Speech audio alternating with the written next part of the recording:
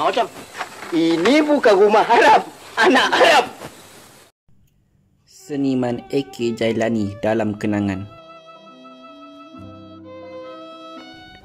Seniman filem tanah air iaitu Allahyarham A.K. Jailani atau nama sebenarnya Abdul Qadir Jailani merupakan seorang pelawak veteran yang seringkali muncul dalam filem-filem Melayu klasik suatu ketika dahulu. Watak beliau yang paling berkesan dan sering diingati penonton antaranya adalah dalam trilogi filem Do Re Mi sebagai ahli mesyuarat tingkap.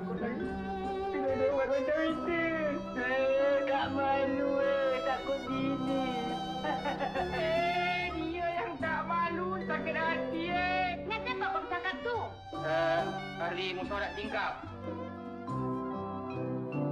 Selain itu, nama A.K. Jailani juga sering muncul dalam drama-drama komedi Drama Minggu Ini dan siri komedi Aloyah dalam tahun 1976 serta siri-siri lain terbitan radio dan televisyen Malaysia RTM. Sebelum itu, beliau juga pernah muncul dalam filem Putus Sudah Kasih Sayang dan beberapa filem Melayu lama lain. Beliau juga pernah berlakon sebagai pendekar dan guru silat dalam filem Minah Manja dan filemnya yang terakhir ialah Pagar-Pagar Cinta. Tapi ni aku kelang batik-batikku. Maklumlah, batik dia semangat je kuat, tapi modalnya tak kuat. Nama A.K. Jailani meningkat sezaman dengan pelawak R. Jaafar, Yusni Jaafar, Param, Yahya Sulong dan ramai lagi berbanding pelawak-pelawak yang seangkatan dengannya. Nama nak cari kipas lipat? Ini dia. Inilah dia kipas lipat. Betul. Iya. Makasih. Beliau tampil sebagai seorang pelawak yang low profile dan jarang muncul sebagai bintang utama dalam sesebuah filem atau drama siri. Terima kasih banyak. Sama-sama. Kaulah kawan aku dunia akhirat. Bini aku pun suka.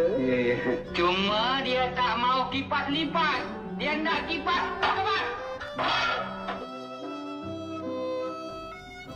Namun begitu, beliau mampu mengukir namanya dengan hanya mengungkapkan kata-kata yang bersahaja serta disimpulkan dengan gelak tawa, sengih dan wajah yang selamba.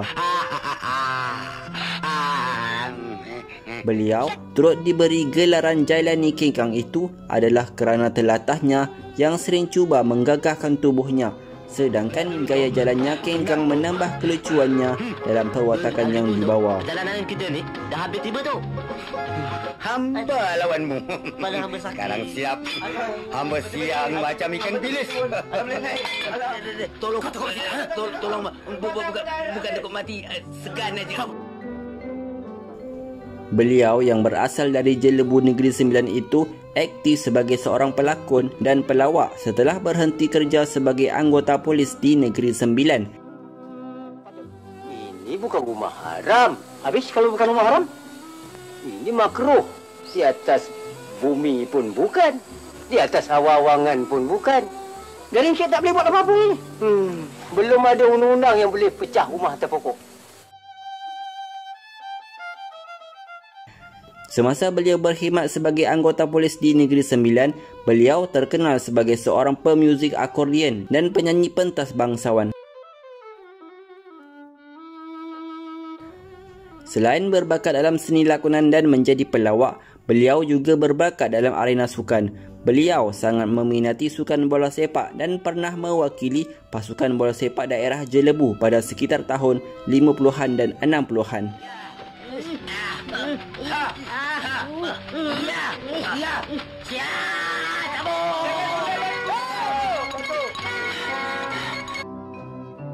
Sebenarnya, beliau telah 4 tahun terlebih dahulu meninggalkan dunia lawak tanah air. Hal ini bukan kerana beliau enggan menghiburkan peminatnya lagi, tetapi beliau telah diserang penyakit lumpuh dalam bulan Oktober 1984 dan kencing manis beberapa bulan kemudiannya.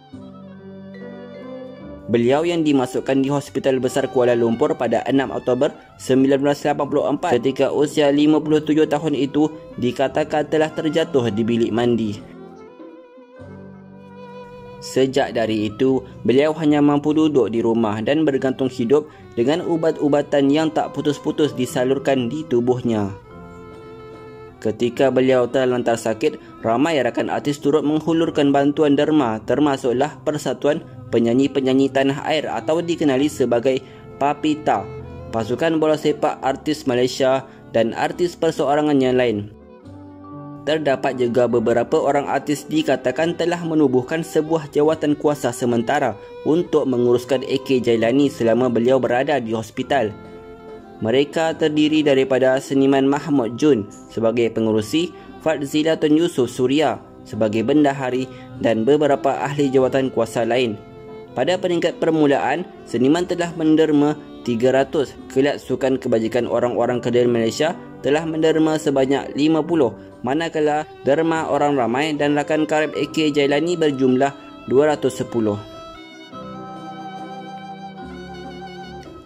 Menurut anak sulungnya, Zulkifli Jailani, 2 minggu sebelum beliau menghembuskan nafas terakhir, kaki kirinya terpaksa dipotong kerana bimbang penyakit kencing manisnya itu akan merebak ke bahagian tubuh lain.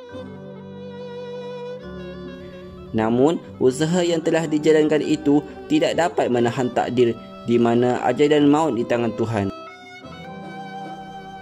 Beliau telah meninggal dunia di rumah anaknya di Jalan Nakhoda Yusof, Kampung Pandan pada jam 6.30 petang selepas sejam dibawa pulang dari Hospital Besar Kuala Lumpur pada hari Isnin 31 Oktober 1988 ketika berusia 61 tahun. Allahyarham telah meninggalkan 5 orang anak, seorang anak dari isteri pertama yang juga telah meninggal dunia dan 4 orang anak lagi daripada isteri keduanya.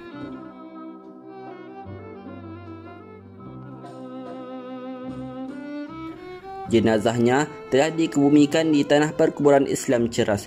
Beberapa rakan-rakan artis lainlah hadir menziarahi Allahyarham, antaranya seniman Jin Syamsuddin, Yahya Sulong, Hamid Gurka dan Mahmud Jun selepas berita kematiannya itu tersiar di dada akhbar. Semoga rohnya tenang di sana dan ditempatkan di kalangan orang yang beriman dan beramal soleh. Amin. Al-Fatihah. Tak malu kipas bini. Syarat yang kedua, Haram jadah.